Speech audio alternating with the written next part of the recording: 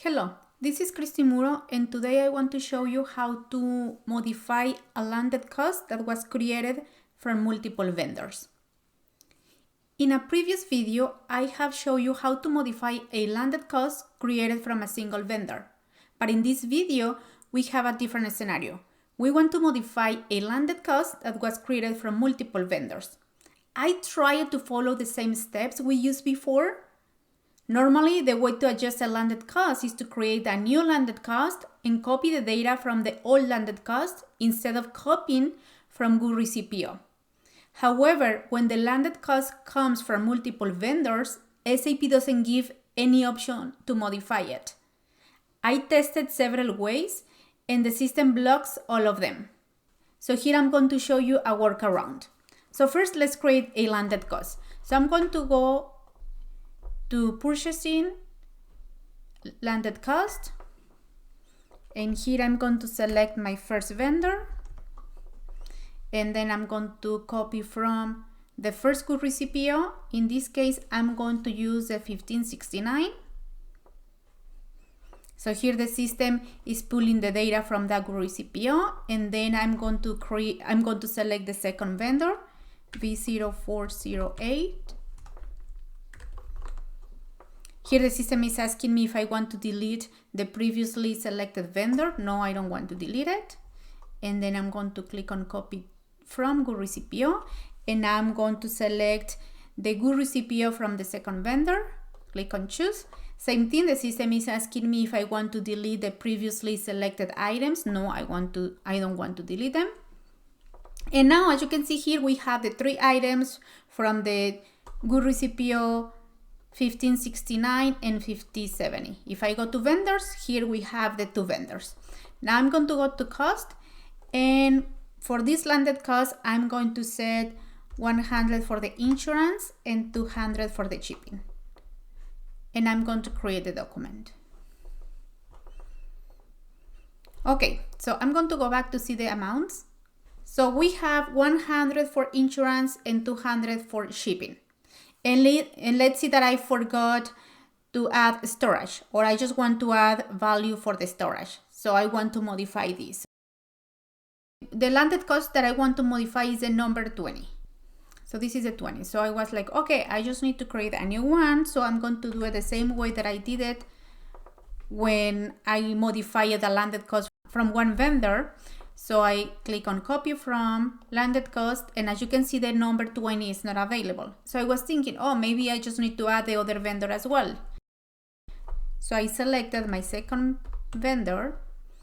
The system is asking me if I want to remove it. No, I don't want to remove it. And now I have the same thing here, different vendors. So I was thinking, oh, now SAP will allow me to select the landed cost from different vendors. So I click on copy from landed cost. And as you can see, the number 20 is still not available.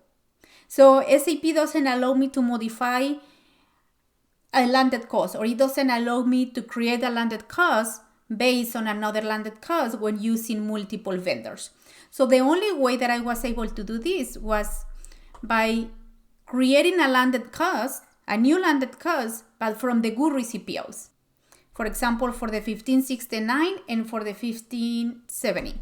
So I'm going to create a new one, and I'm going to select my first vendor, copy from Goods Receipt PO, but here the 1569 is not available. So what do I need to do first? I'm going to go back to the landed cost. So I'm going to right click and select relationship map. The thing that I need to do is open the Goods Receipt POs for landed cost. So I'm going to double click to open the first Goods Receipt PO, and then I'm going to right click and select open for landed cost. And here the system is telling me that I already have a landed cost for this Goods Receipt PO. And if I want to continue, yes, I want to continue, hit an update. So I did it for the 1569, and now I'm going to do the same thing for the 1570. I'm going to right click and select open for landed cost and update. Now that I have my Goods Receipt POs open for landed cost, the thing that I need to do is create a new landed cost based the information from the Goods Receipt POs. So let's do that. So I'm going to create a new one. I select my first vendor, I copy from Goods Receipt PO, and now the 1569 is available. Then I select my second vendor, and I do the same thing, copy the data from Goods Receipt PO, and now the 1570 is available as well. So I choose it. No, I don't want to remove the item. So now I have the 3 items coming from the same Goods Receipt POs. And now the amount that I want to add is 200 for storage, for example.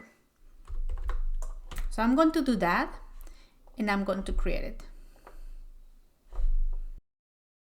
Now what happened here? Now we have 2 landed costs linked to 2 Goods Receipt POs. Now this workaround works only if I want to add more cost. For example, if in the original landed cost I had $1,000 in one of the landed costs, and now I want to be 2,000, I can just open the Goods Receipt PO, create a new landed cost with the extra amount. But this method only works for increasing the cost. But if the original landed cost was $1,000 and I want to reduce it to $500, that is not possible. And if I want to cancel the landed cost, that is not possible either. So again, this method is only usable when you need to add additional charge. And lastly, I'm going to run the inventory audit report for one of those items. So I think the item was $991.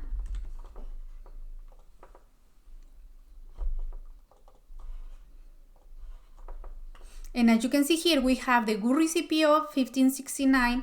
We have the landed cost number 20 that increased the cost by $70.